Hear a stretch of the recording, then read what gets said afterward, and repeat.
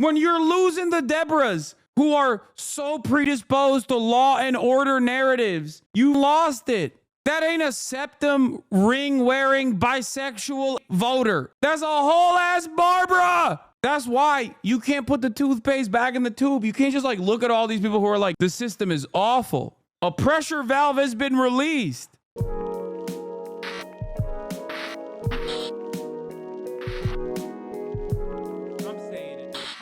Meanwhile, what is the governor of New York doing?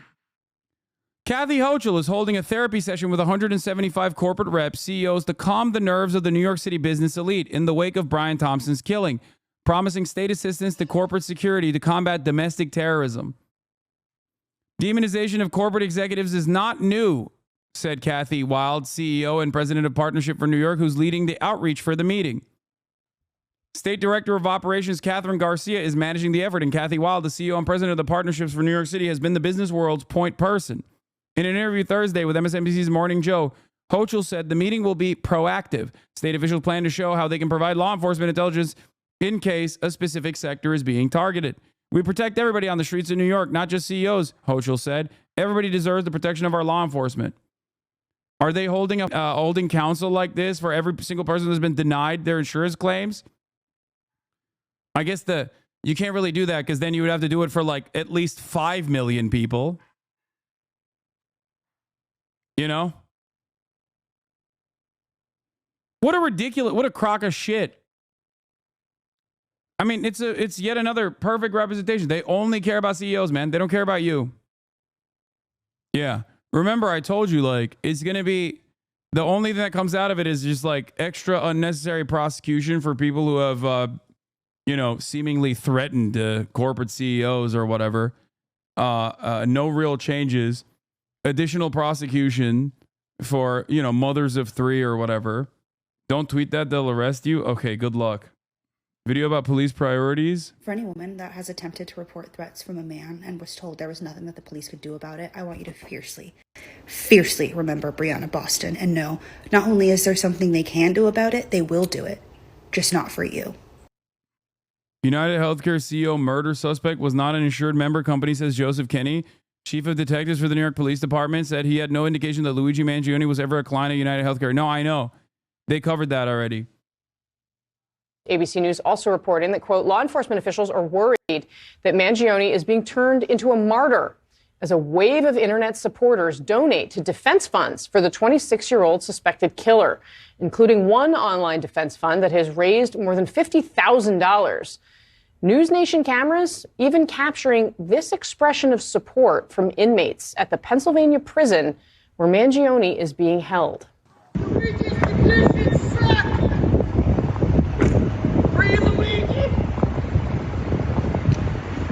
Free Luigi. It's Friday, which means it's time for Michael Smerconish, CNN political commentator, host of CNN Smerconish. Michael, welcome. Always wonderful to see you. Happy Friday. Let's start with what we saw there. The News Nation cameras outside that prison, people yelling, "Free Luigi." That makes a real statement. So on Wednesday, I was in New York City to do my radio program at SiriusXM.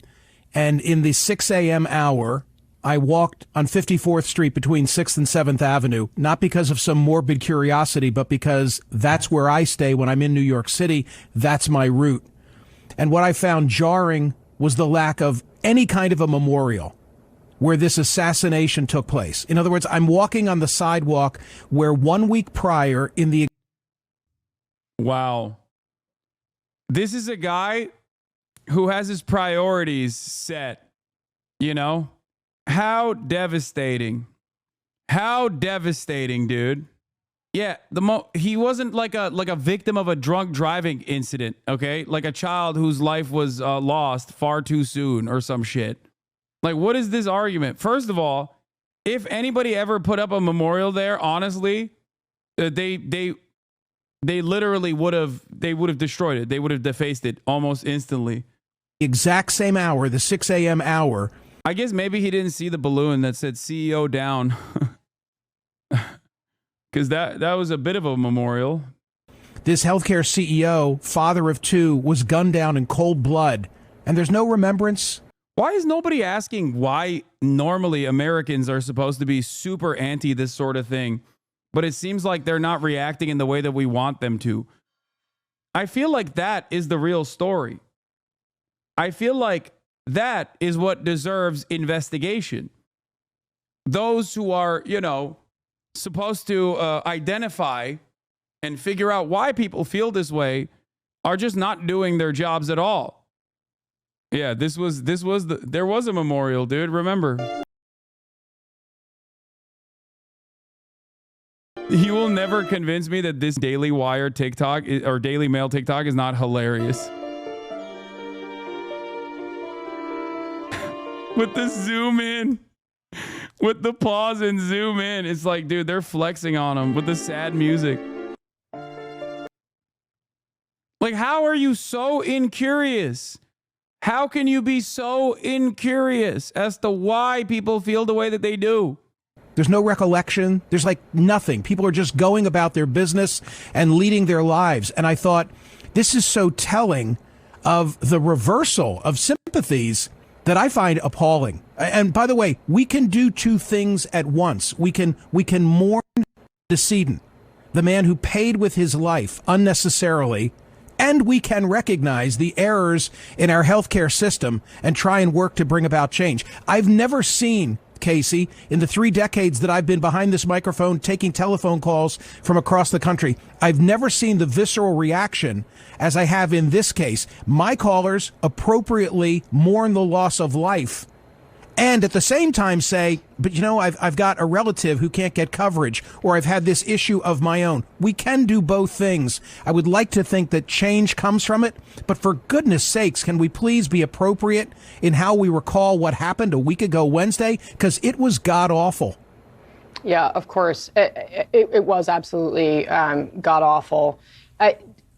One kind of question I've sort of wrestled with a little bit is whether this may, because it's exposed all this anger, ultimately lead to some change, some political change, because obviously that would suggest that violence in this case affects political change, which is not a place we want to go in American politics. But that said, clearly there are millions of Americans, and honestly, I can't find anybody. I'm pretty sure everybody's sitting at this table. I have my own story about dealing with these healthcare companies, right, and how hard it is.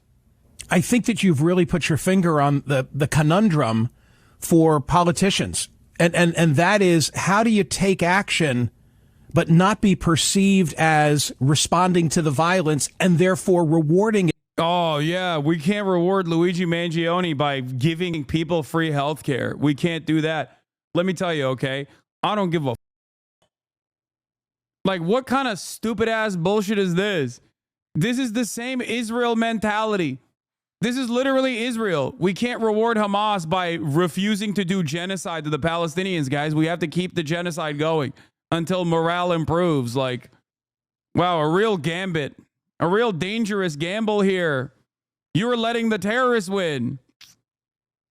I feel like they just live in a bubble, even worse with the finger wagging. I mean, I just don't understand. Like, does Michael Smirkonish or whatever, Smirkonish, not have like a single family member that's like, dude, what are you saying? You know how this shit is? Like, you don't know a single person? Like, I just don't get it. I literally don't understand. Like, I get playing a role here, okay? I get playing a role. Like, your role is to normalize the violence that people experience, okay? That's just like your job. But goddamn, dude, how can you keep up a straight face in this regard? I'm sure you're aware of the fact that there are wanted posters being placed in Midtown Manhattan as we speak that are identifying corporate CEOs and healthcare individuals. I mean, it's horrific, and we don't want to condone and encourage that sort of behavior. So how you strike the balance and say this man's murder was horrible, and we're going to deal with it legally and through the law enforcement system, and at the same time be responsive to the concerns that so many have. There's nothing more important, right? If you don't have your health, what's the old adage? You have nothing if not your health. So I get it, but we've got to be able to do both. Do you worry that they will come after you for inciting violence/terrorism the way they did with Brittany Boston? I feel like it sets a very scary precedent. Sorry for sending it a couple times. I'm curious. It's fine. It'll be okay. I'm not.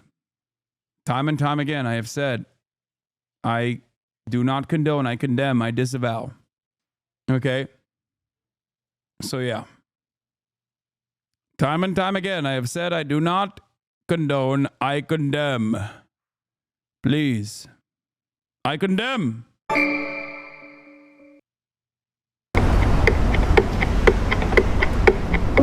It's a wild time, right? To think that in a city like New York, that someone could disappear so easily.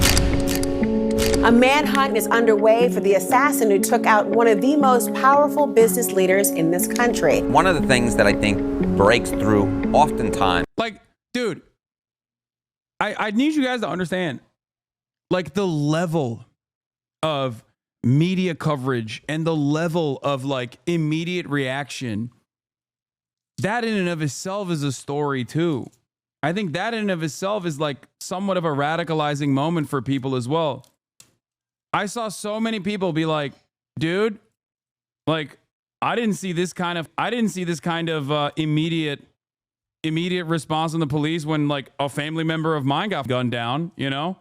It's like when a CEO dies, you gotta have the whole nation on alert, you know? America is a nation that has been inflicted with gun violence. Thousands of people every year die to mass shootings. And we have no solutions for that and no protection for that. And yet when a CEO gets clapped in broad daylight, it's like society's collapsing. We have to do something. When your kids go to school and you worry about them possibly getting gunned down, there's no solutions to that problem, you know? Nothing we can do about it. Sorry. What did J.D. Vance say? Mass shootings are a part of daily existence, whether we like it or not.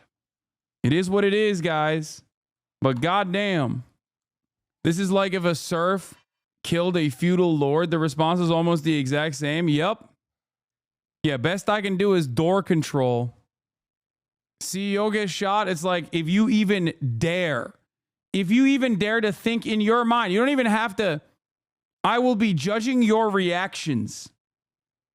And if you even dare to not say this is the most devastating moment in American history, that a for-profit healthcare CEO that got assassinated, who was responsible for countless deaths, countless families ripped apart. If you don't actually immediately go, sad, I'm so sad, we have fallen as a society, we will arrest you. Good stuff. They can't arrest all of you. That's the reality. There is a lot of protection in numbers. There's a lot of freedom in that. Is a manhunt. Allegedly or reportedly, a silencer may have been used. The motive for this murder currently is unknown. Many people sought vengeance on their own behalf. People are celebrating someone who's accused of gunning down a man. Really was a modern day assassination. It's December 4th. It's the busiest time in New York City. We're approaching the holiday season. Brian Thompson wakes up to speak at a conference. As he's approaching the side entrance of the Hilton, there's the gunman who steps out from the street onto the sidewalk and then shoots him in the back and the leg, and Brian falls to the ground. The gunman is very precise. He knows who he's looking for. Kind of takes a couple of hours for the news to get out there and for people to realize the magnitude. A cold-blooded assassination this morning outside the... Yeah, it took like 3 minutes for everyone to be like, oh, this shit is actually not something that I care about. Like, at the most, people were just like, honestly, on the one end of the spectrum, people were like, this is awesome. Why not more? Okay. And of course, disavow, we condemn. How dare you think that way? On the other end of the spectrum, the maximalist position on the other end of like caring was basically, oh well, life moves on. Like, that's it. That's it. Most people looked at this and were like, oh, healthcare. Like the median response to this was, oh, a healthcare CEO was assassinated. Oh, I know exactly how that happened. That was the average person. The Hilton Midtown Hotel. United Healthcare CEO Brian Thompson shot in cold blood this morning. That happened in one of the busiest places on earth. And that is just crazy. You can start to see the interest just grow. Who did this and why?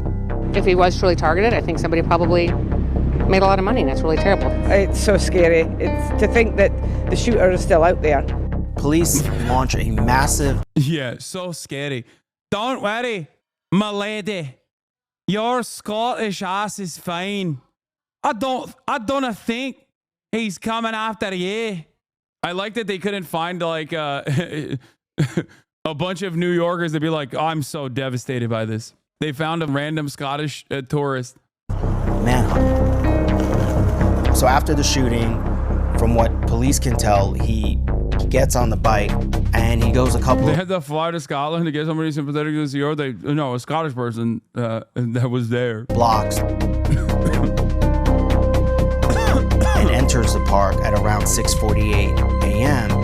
The next time police capture... They should have asked her how she feels that Americans have to pay for health care. Would have heard a very different opinion, I think. Him on surveillance video is when he's getting in a... Americans have to pay for health care? Are you out of your dang mind? Are you joking? Never mind. A yellow taxi cab on 86th Street, heading towards, they believe at that point, to a bus station.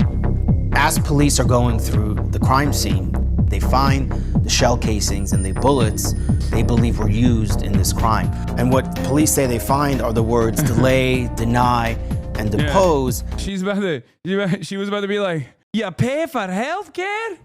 It's for profit out here. They should kill that guy. Whoever made it that way deserves the death penalty. Never mind.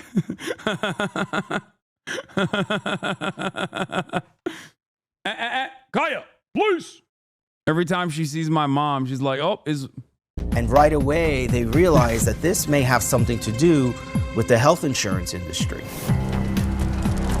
So, how big is United Healthcare? Well, more than 50 million Americans are on it. In terms of its revenue, nearly $300 billion. According to the Fortune 500 list, United Health Group is in the top 5. You know, we're talking about companies like Walmart and Apple. There's this corporate video of Brian Thompson speaking about all the great things his company is doing to help people get health care. Our mission and values are focused on helping people live healthier lives and making the health system work better for everyone. Most folks would have had no idea who he was. There really has not been a name to associate with all this frustration in terms of health. Well, it seems like there is now. Healthcare in this country, but now I think for some people there is a name that is associated with it. True. Then, in about 5 hours or so, police would hold a press conference. Right now, we are asking the public for your help. And even there, they didn't have a full picture. He moved around without causing any kind of suspicion. We did have video, enough to know what occurred, but we certainly did not know who the suspect was or really had a good idea of what he looked like. And then all of a sudden, we start getting better images. Pictures show him at a Starbucks, just 2 blocks from the shooting site. Part of the reason why Americans stayed tuned in was because there always seemed to be some new development happening. First, we were able to get a look at his face with the mask on, then with his mask off. New images of what the NYPD is calling a person of interest. This could be a major break in the case. The moment that photos started coming out about him, it started taking a turn. Because a lot of people find him really attractive. Yeah. Do you think that's why so many people are supporting him? Honestly, yeah. It's the halo effect. People say this, but like, dude, they didn't know what his face looked like and they were supportive of him. Like, what do you mean? People were supportive of him before they knew what his actual transparent motive was. People were supportive of him before they saw his face. People saw a healthcare CEO being gunned down in broad daylight and were like, that's awesome. Okay. And sure, him being white, him being attractive, him coming from like a good family, a wealthy family, like all of that actually plays a role in this for sure. But I don't think people gave a fuck about the way he looked when they were figuring out what the motive was. They literally figured out the motive before we knew the motive. One must examine why. That's it. That's it. Not us, though. We cried. Exactly. Thank you for saying that. We cried immediately. I cried. I crowed. We creed. I think a lot of this is just like done to infantilize the people and to reframe the public sentiment as like one born out of horniness and not one that is like, a valid concern that people have, a valid resentment that people feel. Yeah, I cried. You cried. We crowed. We crowed. Like manifesting in real society. People couldn't, I think, in some ways believe that someone who looked like this would commit this kind of a crime. Support is exploding online.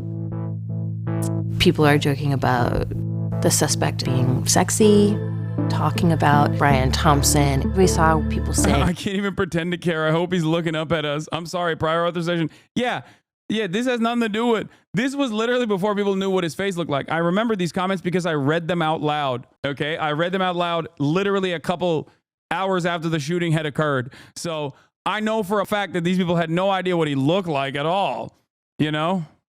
CNN has a very let them eat cake attitude towards insurance companies. Free Luigi. Hey, don't forget to mention how empathetic the shareholders of UHC were who went on to the shareholder meeting at Hilton. Why are we not examining the health insurance industry and how they've conspired against the American people? So much that has come to this. HGTV now has higher ratings than CNN. Luigi is receiving good messages from all over the world. This was as cringe as it gets. Remember the police were bluffing about knowing his name? They had no clue. Free Luigi.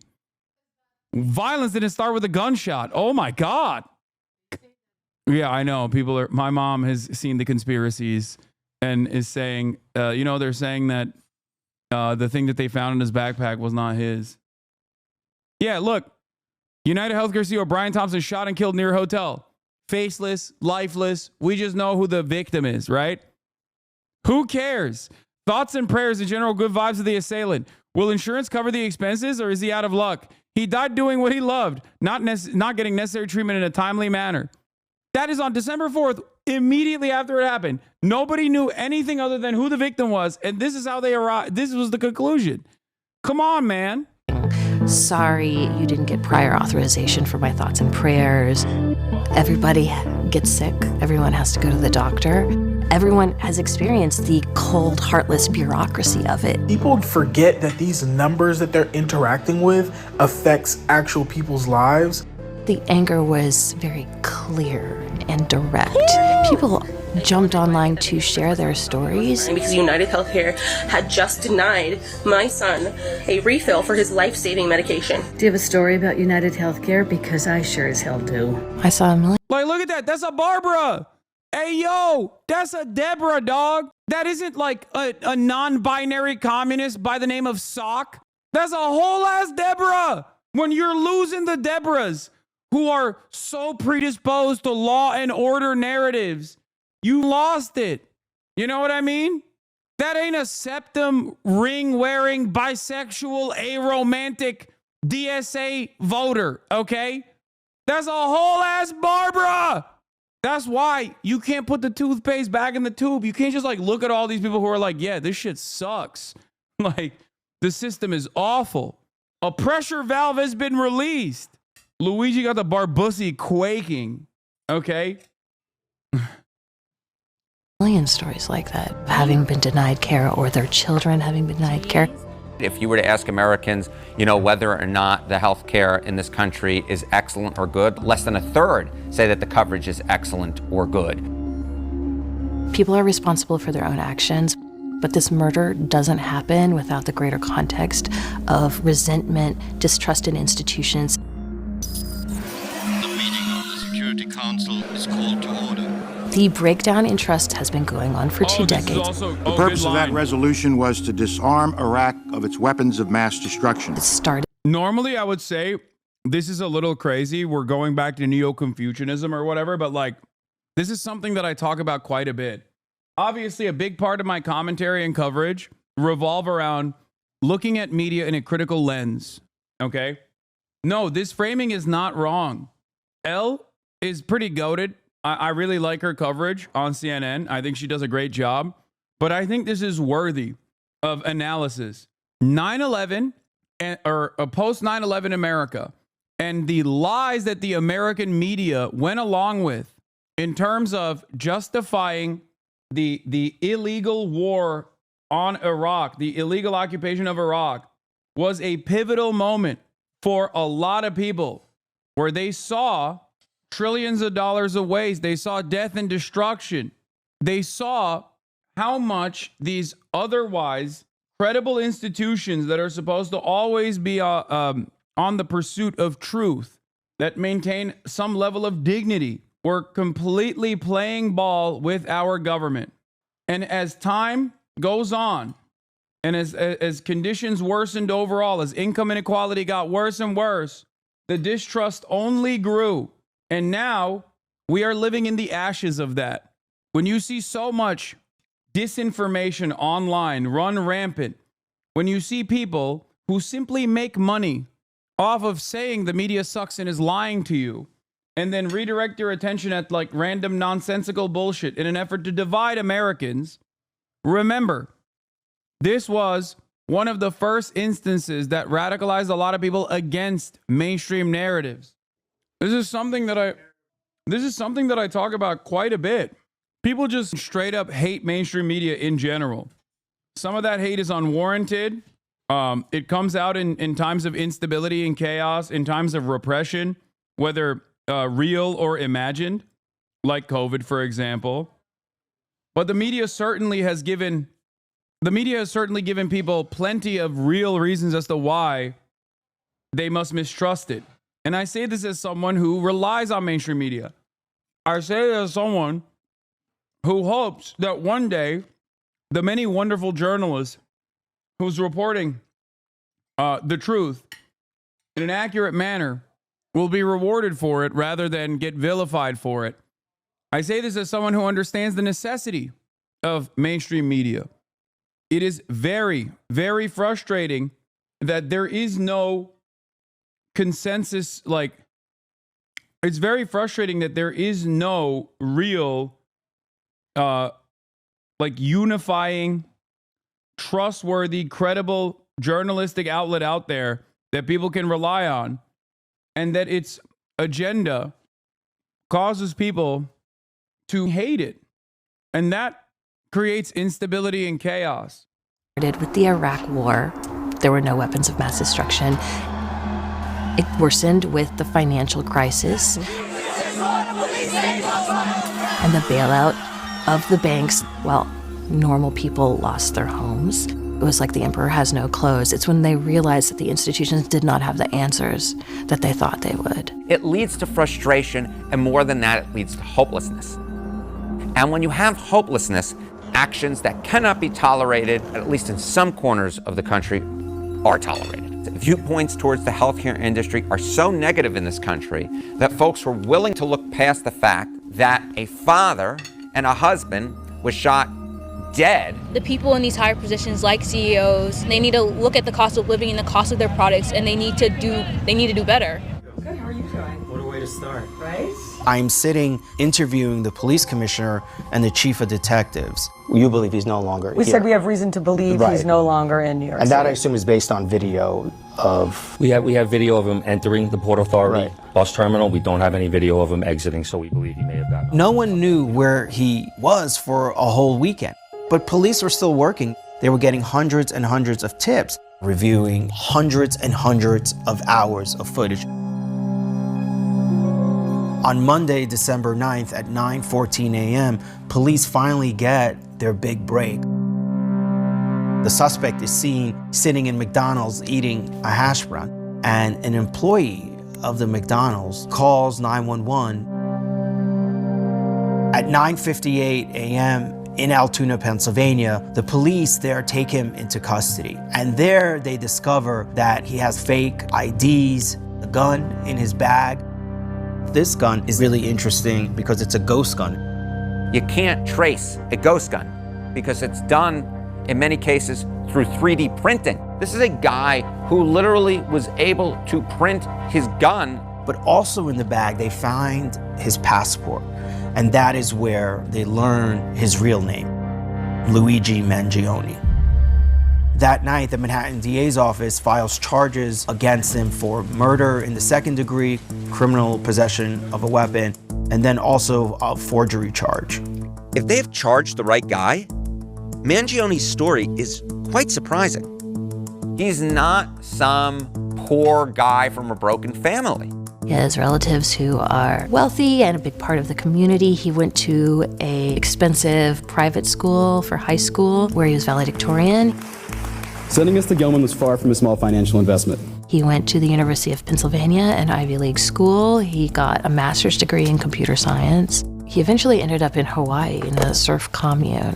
He had a lot of friends. He seemingly has everything going right for him. He had so much opportunity, from wealth to education. How did he develop these feelings to the point where he decided to wake up one morning, plan all of this out? Something changes in his life. On Reddit, his purported profile is many, many comments about his extreme back pain and the lengths he's gone to try to get treatment. There's also reports from friends that he kind of fell off the face of the earth for 6 months. There's some reports that he got really into psychedelics. I think it's very telling that his manifesto is very, very short. He says he acted alone, that the US has by far the most expensive healthcare system in the world, and that he's the only one who's able to grapple with this fact with brutal honesty. The manifesto, in many ways, speaks of kind of a martyr. On Tuesday, December 10th, he has a court appearance to be extradited back to New York City to face that murder charge. The sheriff's office is transporting him to the court, and as they arrive, Luigi Mangione sees cameras there, and it's very apparent he has something to say. And clearly out of touch and insult the intelligence of the American people. And then you see the sheriff's office struggling with him and pushing him into the courthouse. So the next steps here really are the extradition hearing. He is going to have to face those murder charges. He will get indicted, and then we're going to have court proceedings.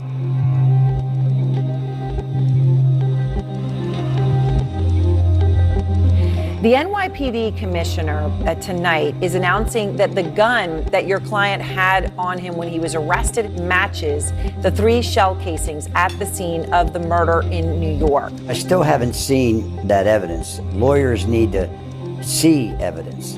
I saw someone tweet about jury nullification, that this would be like OJ. I wouldn't be surprised if it all ends with a hung jury, but who knows?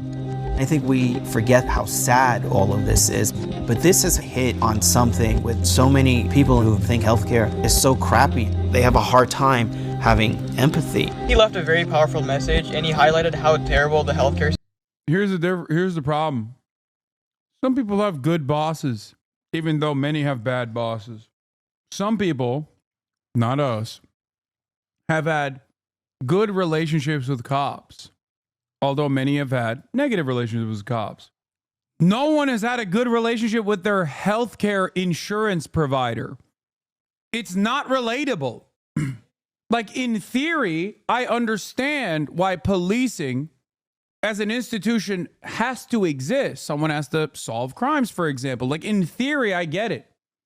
So even if they suck, people still go, well, what are you going to do? Let rapists run rampant? There is no world where you can make a similar theoretical argument for the existence of for-profit healthcare. Do you understand? Oh, I don't have it. It's not here. Okay, then. Do you see what I'm saying? System is America. I think he'll go down as a hero in history. The modern day Robin Hood, right? The idea is that this guy is fighting for us before we knew anything about him, even before we knew his name. It's sad in many ways, but it's really, really interesting of where we are right now as a country.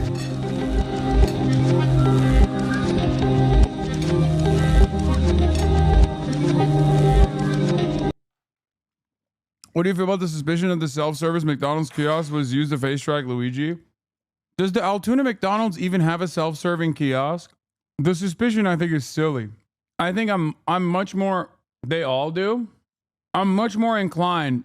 There should never be a discussion in regards to for-profit healthcare as a means to an end. It's inherently detrimental. I don't. A lot of people want to create like more convoluted narratives because they think like it's impossible for the biggest news story of that day was top of mind for everyone in Altoona, alongside, as well as everywhere else, where they called it in. You know what I mean? Like, I think the narrative that you're hearing from the media on this is probably not untrue. I think it's probably correct that some older employee was like, oh my God, crime and punishment. This is a killer. I could see that. The issue, however, is like, I guess so many tips were being called in, like why this random Altoona, but it also makes sense because how many crazy things are happening in Altoona? I'm sure that there are plenty of cops that can just go to like a random tip like this because it's Altoona. You know what I mean? Like if a tip like this is happening in a Philadelphia suburb, like a part of Philadelphia, I'm sure that like cops are probably not going to all of them. I think it's far less likely that police have that level of surveillance. Like they do have this level of surveillance. The technology is already upon us. Like we live under a surveillance state. That is so much data to sift through. The idea that they actually literally sifted through all this data is ridiculous. Like they aren't just looking at CCTVs that they're tapped into, but they're also literally tapped into like the cameras at the kiosks at McDonald's. Like, I don't know. All right. It'd also have to go to an aggregate cloud of nationwide footage. Would be an incredible amount of data. Yeah. You said it yourself. NYPD's an army. No, dog. Like there's no army that can deal with that. Your boomer is showing. Okay. I think it is infinitely more likely that some random boomer was like, oh, this might be the killer. And also simultaneously, the Altoona Police Department, given that it's like not a massive town, was more likely to go and entertain it. They sent a first timer. Like they sent a relatively green cop too. It's not like they sent like a random B cop to investigate. I don't know. They say that people don't have empathy when they're talking about the death of a CEO, but nobody's talking about empathy for all those people that was by this healthcare company. Yeah, you're not making a new point. We've been talking about it. Anyway.